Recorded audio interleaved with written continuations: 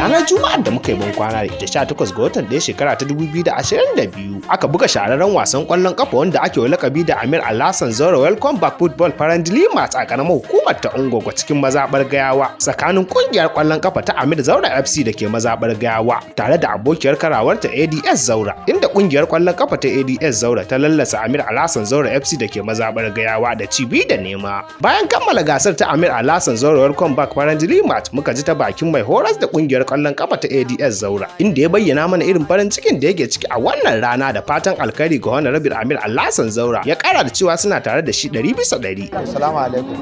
Magana da Allah nan bar ina ji daɗin da saboda na win din wannan matchin, alhamdulillah ina godiya, kuma yan bal ina sun bani goyon baya insha Allah, kamar yanda muka wannan wasan in suka zo gidan mu za mu kara wannan haka insha Allah. To gaskiya muna godiya da wannan Honorable da Amir Zaura, kuma da man ni ai dan goma ne, ina godiya da duk wani abubuwa da ka sani ina kai mauka ina godiya gaskiya gare ni saboda kowane abu na yi na kokari biyan da za mu yi da hankali ne kokari na yi. Dole ne ka taba ganin mutum ya bar gida, a dole yana gida, ko zai yana gida yi dole yana gida insha Allah. Bayan kammala tattaunawa da mai horas da kungiyar kwallon kafa ta ADS Zaura, muka ƙara tattaunawa da mai horas da kungiyar kwallon kafa ta Amir Alhassan Zaura FC da ke mazaɓar Gayawa, inda ya bayyana mana cewa dama kwallon kafa ta gaji haka, yau gare ka gobe ga dan uwanka. Da wannan wasa sai dai mu ce mun gode wa Allah barakallahu masha Allah, ka boyen da yasa a yau muka kaddara rashin nasara a gare mu, za mu dauke ta, za mu dauki kaddara yau. Allah su da zuwa gaba za mu gyara.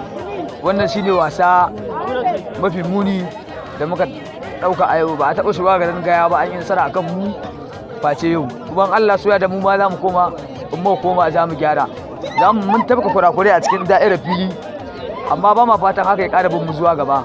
Insha Allah za mu gyara. Magoya baya muna ba su hakuri, player kowa ɗau dangana, damun haka kaddarar bal ta ɗauka. In Allah su da zuwa gaba za mu gyara. Wannan abin da muka ɗauko yau insha Allah zuwa gaba za mu dukkan mai wamuwa mu ga mun rama.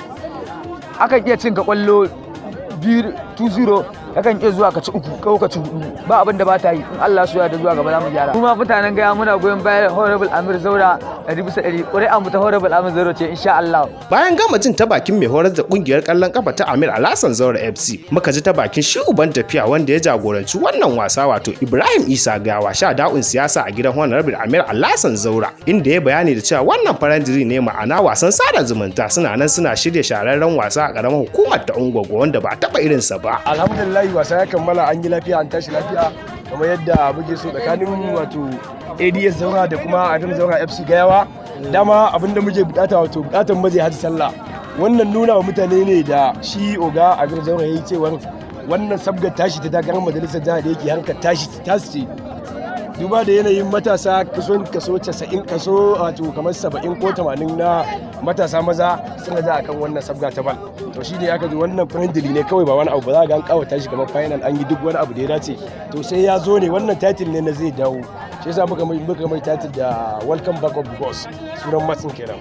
Saboda haka idan ya dawo sannan za a fara insha Allah. Wasan ya samu halarta wasu jigajigai daga sassa da dama daga karamar hukumar ta Ungwagwa har ma da wasu kananan hukumomi. A ƙarshe mai girma Honorable Amir Alhassan Zaura yana addu'a da fatan alkhairi ga duk wanda ya halarci wannan wasa, tare da fatan kowa ya je gida lafiya. Wannan sako ne daga Ibrahim Isa Gayawa, sha da'un siyasa a gidan Honorable Amir Alhassan Zaura.